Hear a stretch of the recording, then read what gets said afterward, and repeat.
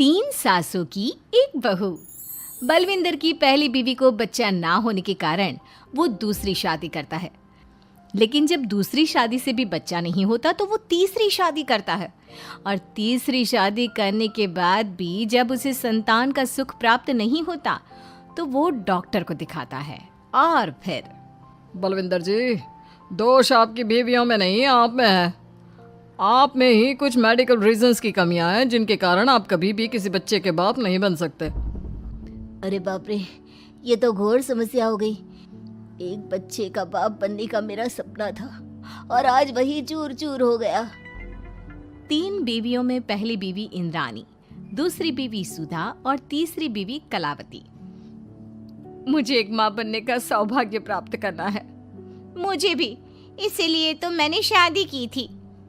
अरे लेकिन अब किसे पता था कि हमारे पतिदेव में ही कमी होगी। अब हम क्या करें?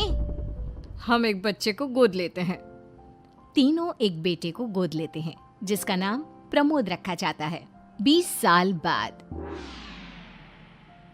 अब तीनों भी बूढ़ी हो चुकी होती हैं। बलविंदर भी बूढ़ा हो चुका था। प्रमोद एक अच्छी नौकरी करता है। उसकी शादी की उम्र हो चुकी थी, इसलिए तीनों माएं प्रमोद की शादी पाखी नाम की एक लड़की से करा देते हैं। शादी के बाद बहू पाखी की पहली रसोई की रस्म की बारी आती है। मेरी प्रिय तीन सासू माओ, आज मेरी पहली रसोई है। बताइए क्या बनाऊं? क्या पसंद है आप तीनों को? बहू तू ना कढ़ाई पनीर, सूजी का हलवा और पुदीने की चटनी बना दे। अरे नहीं नहीं, ये क्या पसंद है? अरे पाखी बहू, तू छोले भटूरे, सरसों दा साग और मक्के दी रोटी बना, और पंजाबी लस्सी भी बना दे। ओफो, सच में मेरी सौतन हो, खाने के मामले में तुम्हारा टेस्ट और चॉइस दोनों भी बकवास है। बहू, नॉर्मल सिंपल सात्विक भोजन बना दो और हलवा पूड़ी खीर का भोग चढ़ा दो भगवान को मंदिर में। अरे कैसे तुम दोनों अपनी मनमानी कर रही हो? मैं तुम दोनों से पहले आई थी बलविंदर जी के जीवन में, और तुम दोनों से उम्र में भी मैं बड़ी हूँ। इसका मतलब मैं पाखी बहू की बड़ी सास हुई? नहीं, उम्र बस एक अंक होती है। मैंने सबसे ज़्यादा देखभाल की है प्रमोद की, इसलिए मैं एक सास होने का ज़्यादा हक रखती हूँ। पाखी बहू, तुझे मेरी बात माननी होगी। नहीं, तू मेरी बात मानेगी। जो मैंने कहा है वही तू करेगी। नहीं, मेरी बात मानेगी वो। नहीं मेरी। तीनों सास आपस में चिल्लाने लगती है और फिर वहां पर बलविंदर और प्रमोद आ जाते हैं। अरे ये क्या बिल्लियों की तरह लड़ रही हो तुम तीनों सास? पाखी बहू को घर में आए पूरे 24 घंटे भी नहीं बीते हैं। बाकी तुम एक काम करो, तीनों माओं की कही गई डिशेस में से हर एक की 50-50% डिशेस बना दो। लेकिन बस, अब प्रमोद ने कह दिया सो कह दिया। तुम तीनों अब झगड़ना और बहस करना बंद कर दो। पाखी तीनों सासों की कही गई आधी आधी डिशेस बनाती है और इस तरह अपनी पहली रसोई की रस्म पूरी करती है, जिसके बाद उसकी तीनों सास उसे शगुन और नेक देती हैं। फिर एक दिन, अरे पाखी बहू, तुमने अपना सारा काम निपटा लिया है ना? तो जरा यहाँ आना। मेरे ना घुटनों की मांसपेशियों में बड़ा दर्द हो रहा है। जरा तेल या बाम से मालिश तो कर दे बेटा। तभी वहां पर इंद्राणी और कलावती भी आते हैं। पाखी बहू, चलो मेरे साथ बाजार। मुझे ना नई साड़ियाँ खरीदने हैं। तुम्हारी फैशन सेंस बहुत अच्छी है ना, इसलिए मैं चाहती हूँ कि तुम मेरे साथ चलो। अरे पर मैं यहाँ पे पहले आई, तुम्हारे साथ ही सही, लेकिन मेरी स्पीड सबसे तेज थी। पाखी बहू, मेरे कमरे की अलमारी और पर्दे साफ कर दो ना, बहुत धूल जम गई है।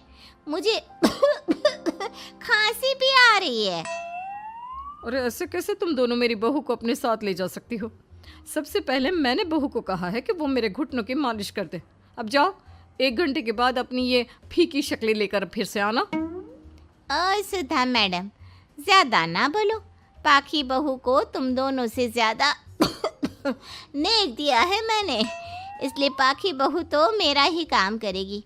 और वैसे भी ये सुशील सर्वगुण संपन्न बहू अपनी इस बेचारी बूढ़ी सास को खांसते हुए कैसे देख सकती है? क्यों पाखी बहू? हाँ, पर नहीं पाखी बहू, तुम इन दोनों की भावनाओं के जाल में मत फंसो। और रही बात शगुन और नेक की, तो रिश्तों को प्यार के भाव से तोला जाता है, ना कि पैसों के भाव से। मतलब ही कहीं के। ओ इंद्रानी, ज्यादा मत उछलो, पता है कौन कितना मतलबी है। उफो, अब फिर से आप तीनों मत शुरू होइए। मैं आप तीनों के काम करूँगी, लेकिन बारी बारी। सबसे पहले सुधा सासू माँ का, फिर कलावती सासू माँ और फिर इंद्रानी सासू माँ का। इसके बाद तीनों सासों में फिर से लड़ाई और कहासुनी छिड़ जाती है। फिर एक दिन जब पाखी घर का किराने का सामान लेने बाहर निकल रही होती है कि तभी, बहू, मुझे ना मेरा पुराना संदूक नहीं मिल रहा, तू आकर ढूंढ देगी क्या? अब ठीक है इंद्रानी सासू माँ।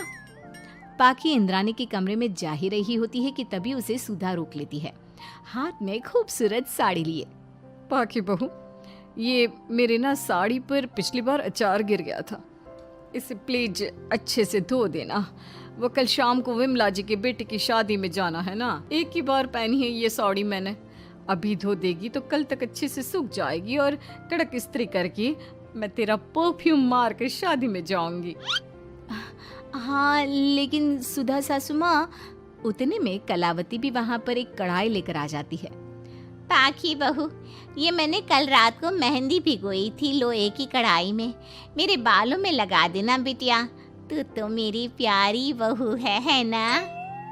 इंद्रानी वहाँ आ जाती है और तीनों सास फिर से एक दूसरे को गुस्सेल आंखों से देखती है और फिर से आपस में लड़ना शुरू कर देती है। तुम अपने आप को समझती क्या हो? खरीद लिया है क्या मेरी बहू को? ये मेरी बहू है। तो मेरी पड़ोसन है क्या? ये मेरी भी बहू है और मेरा भी इस पर उतना ही हक है जितना कि तुम्हारा। तुमने खरीद नहीं लिया है ना, तो ये मेरी है, सिर्फ मेरी, इकलौती बहू मेरी पाखी, मेरा ही काम करेगी। क्यों पाखी? नहीं नहीं, ये मेरा काम करेगी। पहले मैंने आवाज लगाई थी। तुम दोनों तो ऐसी बहू पाने के लायक भी नहीं हो। हट जाओ तुम दोनों और खुले मैदान में जाकर एक दूसरे से लड़ो और नोचो एक दूसरे को।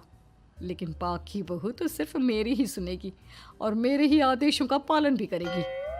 तीनों सासों के बढ़ते झगड़े को देख पाखी अपना आपा खो देती है और जोर से चिल्ला पड़ती है, बस बहुत हुई आप तीनों की तू मैं। अरे रोज ना ड्रामा लगाती रहती हो, 50 साल की बूढ़ी औरतें हो गई हो, फिर भी बच्चों की तरह लड़ती रहती हो। अब बस बहुत हुआ। अब तो मैं आप तीनों में से किसी की भी बात नहीं सुनूंगी और मैं जा रही हूँ ये घर छोड़ के। अब मुझ में और सहन शक्ति नहीं बची, मैं चली। अब लड़ो झगड़ो, एक दूसरे को मारो पीटो नोचो, जो करना है करो।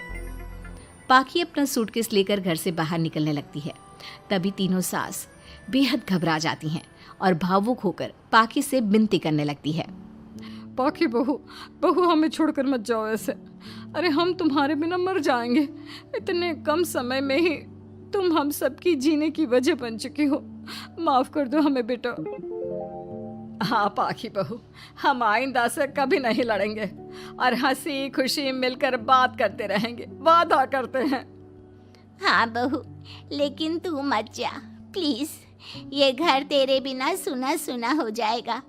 हम तीनों सासों की एक ही तो बहू है, लेकिन हम अपनी एक बहू को बेटी की तरह प्यार देंगे, उसके साथ सहेलियों की तरह रहेंगे। लड़ाई झगड़ा सब कुछ छोड़ देंगे बेटा, लेकिन तू छोड़ के मत जा। अपनी तीनों सासों को भावुक देखकर पाखी की भी आंखें भर आती है और वो उन तीनों को माफ कर देती है और उनके गले लग जाती है। इसके बाद तीनों सास अपनी एक बहू संग खुशी से मिलजुल कर रहती हैं और आपस में जरा भी लड़ाई झगड़े नहीं करती।